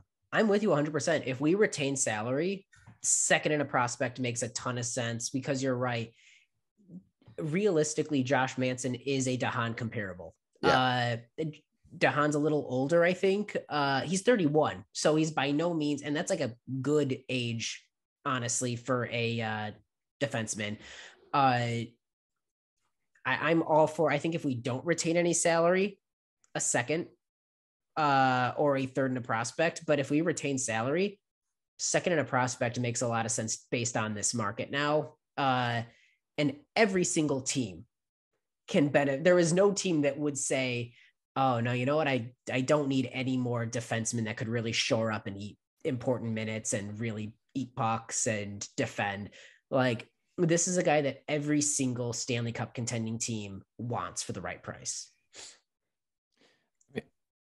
I honestly see Chicago retaining half and trading him to a team like Toronto that needs another defenseman. I'm good with it. like Toronto, the only thing that I don't like about Toronto is they're, and I said this last time, they are in such awful cap hell. They have to trade something back your guys' way to clear up room. Bunting. No. No. I understand. Maybe they trade you guys Peter Mrazek because he has not looked that good with Toronto. Is Kerfoot still over there? I'm not sure if Kerfoot's still over Because in Toronto. Kerfoot would be a great third line center for us. Just throwing that out there. But again, we don't necessarily want more cap space. Like we're getting rid. Like it's one thing to eat DeHaans because he's expiring pure rental. Mm-hmm. I don't think we want more cap space right now. Because we've still got the Johnson's $5 million. Now that said, I don't think we want that kind of cap space with long-term contracts. If we took back somebody else on an expiring contract, I think we'd be good with it to make it work. We just don't want to get locked into another like 3 years, $5 million thing. Well, let's see. Mrazek has 3.8. That gives you guys a goaltender if Fleury leaves that has NHL experience. Now, granted, he's not like a great one for like he won't be a great one. I don't know. I push back on that because I like Mrazek, but I don't think that he helps the direction that the team is going. I'd rather have Lincoln in next year, frankly. Right, but he could play backup at like 3.8 if you really want Lincoln to be the starter. I guess. Like, I don't. What else is Chicago looking at next season besides Lincoln for goal? Like maybe Drew Cameso? Not yet. Arvidsson. Arvid Soderblom. Or we could get a UFA goalie, frankly, for a year. I don't know. I would rather, to make it work with the Toronto trade, I would rather have like, I don't know, a defenseman or a winger or something like that on an expiring that's like making $3 or $4 million or something to make it work. But then we can toss them. Yeah, you would need like a third party in there as well too. A 3-team trade. There's a certain team that has a lot of cap space who could kind of broker that trade. Listen, I'm all for it. I love that. You get your little broker fee, a little 3rd or 4th round pick in there, keep the change. But there's nothing wrong with that. Tim, you got any more locks? I do. I think Carpenter's gone. Yeah, that was next on my list as well. Talk about a guy that every team wants, right? Like that, 4th line, penalty killing, face-off taking, can play center or wing, just an all-around, Swiss Army knife. He's not really a goal scorer, but he doesn't have to be. I don't know. I think that if we got a fourth for Soderberg last year, I think we could get. Again, we got a 2nd and a 3rd for Janmark, but again, that was last year's trade market. I'm torn. What do you think on Carpenter, Nick? A comparable I want to put on him. He plays a lot like Tommy Wingle when we had Tommy Wingles a few seasons ago. Bring back Wingles. We got a 5th round pick from the Bruins for him, and it was a conditional 5th round pick. It could have been a 4th if Wingles played in like a certain amount of playoff games. I think it's a very realistic option too to see something similar to that. I mean, Carpenter's boosted his trade value the last couple of weeks. He's potted a few goals in the last 2 weeks. So I think Ryan Carpenter, I think something similar to a 5th round pick, maybe that could be 4th is pretty similar to what Tommy Wingles got. So I think the team like that, and I think the Bruins might be another fit. Like they like those tough, hard ass guys that play for their team and that they can put in their bottom 9s or bottom 6. So I 100% agree. I think realistically on the right team, we could get a 4th. A non-conditional 4th for Carpenter, just depending on how bad the team wants to fill a hole. And like, hey, Carpenter's he's making $1 million. That's nothing. But yeah, I think a 5th conditional 4th, I'd rather get something for him than let him walk in free agency. And he's had a good run with Chicago. He had a 3-year, $1 million a year contract. He's been a phenomenal bottom 6 guy for us. He's been healthy. Like he's never been a concern. Is Carpenter making like $1 million, I think, right? $1 million a year. Yep. So again, for a guy that shows up every day, does his job, he was like second or third on the conditioning at the start of the year. Like in really good shape. The guy he's a lunch pail guy. He punches the clock, comes in, does his job, is responsible. Every team could benefit from a fourth line guy that can help with that. Yeah. Again, you're not going to get a haul for him. No, he's just one of those. You get something for him. Yeah. You're getting a fourth or a fifth because he's going to go somewhere because somebody has an injury to the bottom six. Yeah. Shoot, Soderberg, I forgot, got a fourth. Did he get a fourth in a prospect or a fifth in a prospect? Fifth in a prospect. Fifth in a prospect. Yeah. Then I could say either fifth in a prospect or a fourth. I look at Soderberg and Carpenter sort of as that comparable. These next two guys, as I don't have as locks, these are kind of mayabees. I'm like, so curious because I've only got one more on my like lock list. This is I don't have them as locks. I have them as probables. I think I'm just gonna link them together because they're kind of like meh. It's just whatever. It's Caleb Jones and Eric Gustafson. I think those two guys you could probably see on the way out. As we all know, the Blackhawks do have some young defensemen in the system.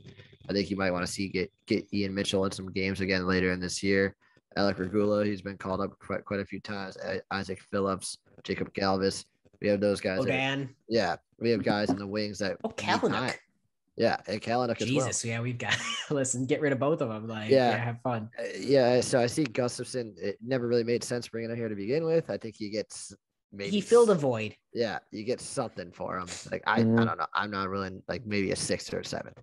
I think a fifth round pick for a bottom six guy that can do second line power play or second power play unit. That's not outrageous for a team that can afford to shelter him. Fifth round picks are nothing. Yeah. Then as for Caleb Jones, probably like a fifth or a sixth. He's an RFA. That might boost his value a little bit. I think Caleb Jones was kind of just one of those things this offseason that was like, we need to get Seth. And I mean, and we got rid of Duncan Keith's salary. Yeah. It like the Hawks weren't like high on his play, but like they were high on getting Seth Jones. And that was a convincing piece. But that said, he's not a bum either. Like, no, he's a good piece. I think you could get at least a fourth for Caleb Jones. I really do, because he's young still, because he's RFA, because he's been on Edmonton and then us. Like, I think we have not seen his actual potential yet. And on a good team, he's a guy that can be in a third line role and grow. I don't hate a fourth for a young defenseman on RFA. I think a fourth is fair for Caleb Jones. I mean, he's not a difference maker on any club by any means, at least not that we've seen so far. But he's depth. Yeah, and it's a young depth. It's a guy who a team can sort of take a flyer on, say maybe this guy will be a middle pair for us eventually. And if your goal is the Stanley Cup, your fourth round pick is nothing. Like at that point, a high fourth round pick and a low fourth round pick are both a crapshoot. So like, I don't know. Yeah, I think for a young defenseman on RFA, fourth round pick makes sense. Gus, yeah, I'd love a fifth. I'll take a sixth for Gus. I'll take chewing gum. Take a pack of chewing gum. That's silly. I'll take Gus for anything, or I'll take anything for Gus. You had a lock. I did. And he's a lock either for the trade deadline, and if we don't move him at the deadline, we move him at the draft. Henrik Borgstrom. Yeah. That's a guy that I was really excited about when we did that whole deal that brought Riley Stillman, Connolly, Borgstrom over. I think we got rid of Lucas Carlson and maybe somebody else, and I don't remember who that other person was. God, that's awful. Lucas Carlson was the big one for me, but I like Riley Stillman a lot. To me, he's been the highlight of the trade. Borgstrom was supposed to be this wizard with a puck, like great playmaking, was supposed to be, big, able to play the game, had a great college career at Denver. He hasn't done anything. And like, I think that the Hawks can justify getting something for him because he's young, he's on RFA, and frankly, we're not a team that is built to shelter anyone. Mm-hmm. I think I don't even know if this necessarily has to be a cup contending team. I think if you're a cup contending team, you don't pick up Borgstrom.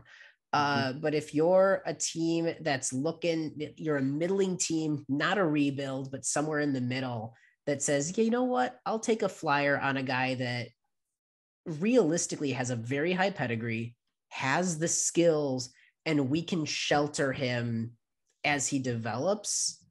I think Philly wouldn't hurt to pick up Borgstrom. I think that there's a couple of teams like that. I think the Islanders wouldn't hurt to pick up Borgstrom, to be entirely honest. Teams like that aren't realistic Stanley Cup contenders this year, but they are by no means tear it all to the ground. Yeah. And I don't know what you get for him. He's a wild card. Like, but because a team could be weird and like, yeah, it all varies on like what teams think of him and what they've seen on him, like the scouting report they had on him. Like, I think realistically, it's not going to happen at the deadline. I think at the draft, it's a realistic. Yeah. I think the draft is probably the most realistic option there. I mean, we obviously talked about Kane, Strome, and Hagel's. Hagel's probably the big one that everyone's trying to get. Yeah, between those, Kane, Strome, Fleury, and Hagel, I think we already talked about like their value. Yeah. What they're gonna do. I think Hagel's the most likely to be moved out of the four. So I mean, Tim, Jordan, David, if you guys want to just do a quick rundown, does it have like a yes or no? I'll name the guys and you say yes or no if they're traded. Sure. All right. We'll start with Brandon Hagel. No. I think no. I don't think you guys are going to get anything enough for you to willing to part with him. If the price is right, yes. But that's my thing. Yes, if the price is right, yes. But I don't think that price, unless it's like 2 first-round picks, like there are no guarantees that we're going to get somebody. It'd have to be a Tatar deal. That is doing what Hagel does now for this team, locked in with the time Hagel has, who is still so young. Like, it's such a weird fluke of like, we struck gold with this guy. I don't think that we can justify trading another heart and soul piece of this rebuild. Yeah, I'm going to say no as well, just because I don't think teams are going to want to pay up what the Hawks are asking. And it's going to be a stupid asking. Yeah. It would have to be bigger than like the Tatar deal. Yeah. It'd have to be a Bertuzzi-esque deal. And the Hawks are just a better team with them. So with him. So Dylan Strome. I think yes. I think if you can get a 2nd round draft pick and a 3rd round for him, I would make that trade. No. I think if you're the Hawks, and you're all going to laugh me out of the building, but if I'm the Hawks, knowing Dylan Strome, knowing his relationship with Kane and DeBrincat, knowing the steps forward he's taken, and knowing his age, his status, and where he's at with this team, a 1st round pick would sway me. Would say, yeah, 1st round pick, let's do it. Or a 2nd and a legitimate, like, NHL bound prospect. Mm-hmm. But that's it. I think the price is more attainable than the Hagel price, but I still think no. I agree. I'm going to say no as well, just because, again, better team with them than without them right now. And you make Kane and DeBrincat happy with one person? Yeah. Yeah. And his dog's name is Wrigley. Like, he loves Chicago. Marc-Andre Fleury. I said it earlier. I say no because the only movement he's going to make is to retire in Pittsburgh. I don't do it. Not unless, like you guys have said, he okays where the trade's going to happen. Davidson's such a newer GM. You've got to build good faith sooner rather than later. Yep. Are we not convinced? Wait a minute. Tristan Jarry ain't all that in a bag of chips, my friends. Are we not convinced that a Marc-Andre Fleury trade to Pittsburgh couldn't happen? I mean, it could. Stranger things have happened. I mean, That's the only trade that goes I think through that's my it. mind. I think if he gets traded to Pittsburgh, yes, 100%. Let's do it. Everyone feels good about that. Otherwise, nah. I don't think he wants to move, and I don't think that the teams that I just don't see all of the pieces aligning for what we want for him. Him be willing to move, and the team that realistically can has the need for him. I don't see those three aligning. Yeah. I'm gonna say just to keep us on it. I'm gonna say yes. I think he might surprise us if this is it. If this is his last season, which it has hinted at before, he may want to go win a cup. He might say, "I can, family. I'll see you guys in 3 months. I'm gonna go try to get one more cup." Go for it, yeah. So I'm gonna say yeah, and then last but not least, I think we're just gonna be unanimous here. Patrick Kane. No, you don't trade him. Not unless you get like a God haul. I'm not even entertaining. Yeah, it's a no. I mean, it has to be. I mean, give me McDavid. Yeah. Listen, no, you know what? I'll settle for Draisaitl. I think the only team I would do it with is like the Rangers, and it would have to include Keandre Miller, Alexei Lafreniere, Capo Caco, Vasily. Whatever the Vasily Podkolzin. No, that's or no, he's who is it? Is he playing in Vancouver? He's with Vancouver. That's the one. Kravtsov. Yeah, and then a first or a 2 firsts. Yeah, it would have to completely gut their prospects / young players plus then maybe, but no, it's not happening. Sometimes the haul and the assets aren't worth. Jordan, you made a great comment right at the start of this episode, and I know you've got emotional attachment, but what about? I don't think any realistic amount of assets is worth the loss to Chicago, who has been through so much turmoil with this Hawks team. I think that Patrick Kane has to stay with the Chicago Blackhawks, and I don't think any form of assets in return is going to be worth what we are losing, not just on the ice, but spiritually. I'll say this. Jonathan Toews wears the C, but Patrick Kane's the heart of that team. Oh, yeah. 100%. At this point, trade him, the team's over. I agree, especially if Toews really does retire after this contract is up. And again, we don't know, and it's awful to speculate, but realistically, Kane's trajectory is continuing at a steady pace. I'm with you 100%. He's the heart and soul of this team. Yeah, it's not happening. Like we said, to be realistic, it'd have to be the most massive haul probably you would ever see at the trade deadline. So it would bankrupt a team. Yeah, it would be like if the Wings traded Yzerman. Never gonna happen. And I know that people always bring back the I've seen on Twitter. Nobody said Gretzky would ever get traded. The NHL basically forced that Gretzky trade to grow hockey in California. Yeah. That trade is the reason that the Kings and we have hockey in California today. They colluded to make that happen, and that's okay. What could have been? He could have been a Red Wing. Hey, listen, I've got a signed puck from him as a Ranger. So take what you will with that. Can you imagine that 90s Wings team with Gretzky as no, boo. You guys had enough. Let's stop. Yeah. Back to back. That's enough out of you. Back to back out of here. But I think that's it. I don't think anyone else, unless you have some AHL swaps.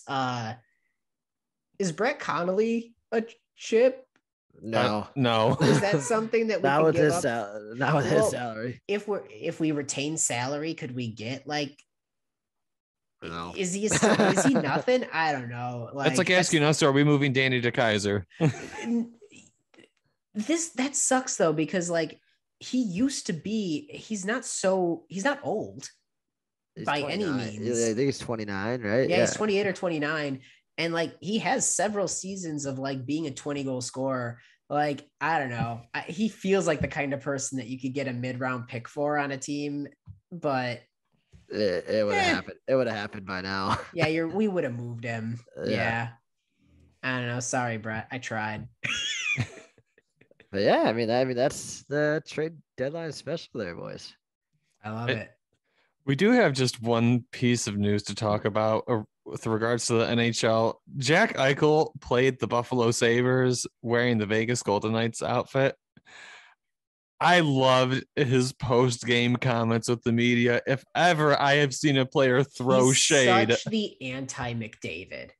Love it. It's so funny. I love, and like, here's the thing. He was also still very complimentary to Buffalo fans throughout that interview. They took a clip.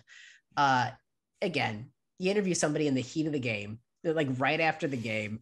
I love the line of just like, yeah, it took 7 years of me leaving for them to get this loud. But like, why are you booing him? I love the crap that the own Buffalo players are throwing at him. Like when he got subbed out of the faceoff circle, the one dude was like, oh, with his neck. Like, it's so gross. Tavares didn't get that treatment when he like left the as their like, I don't know. Yeah, I'm so sorry. I wanted to get neck surgery to improve my quality of life, and you wouldn't do it for me. Why are you booing him? He's right. Okay, Eric Andre. Yeah, no, but that's exactly it. I don't know. And again, I feel bad. Like I'm starting to see the Twitter things of like, maybe it's the problem. Maybe Jack Eichel's cursed. It's like, maybe like half of Vegas's realistic star players are injured right now. And you've got a bunch of guys that are overtaxed. Like, this is stupid. They don't have Mark Stone. Laners, their goalie is out. The only person who's a serviceable goalie for them is out. It's so stupid. Like, there's a lot of reasons why Vegas is slumping right now, and Jack Eichel is not it. The thing is, like, when Jack Eichel came to Buffalo, like, a lot of people aren't really thinking about this, but their GM straight up came out when they found out they were getting second overall, not first that draft year, and said, I feel disappointed for our fans. We know this isn't what we wanted. Like, from the get-go, Jack Eichel was being treated as a consolation prize and was basically being, like, thought of as not as good as McDavid. I would have given anything in this world for Jack Eichel. And 90, yeah, that's so frustrating. You're absolutely correct, though. Yes, Connor McDavid's great, but so is Jack Eichel. Like, you're still getting an all-star. Jack Eichel carried that team for years before his awful like injury that led to, I don't know, wanting to have some autonomy over his freaking body. Like, he actually struck a huge blow for NHL players by like holding out and setting that precedent, not for money, but for his health. Unheard of. Shame on you caring about your health and well-being, selfish human being. But that's hockey culture. How many guys just live with injuries and just play on broken, but like, and Jack Eichel being like, I deserve autonomy over my body. Like, he came out and he's one of the first people to come out and be like, you don't own your body. You don't own your rights to yourself. Your team has that. Like, this is where it's at. No, Jack Eichel, I have nothing but the best for Jack Eichel. Oh yeah. And the thing is like,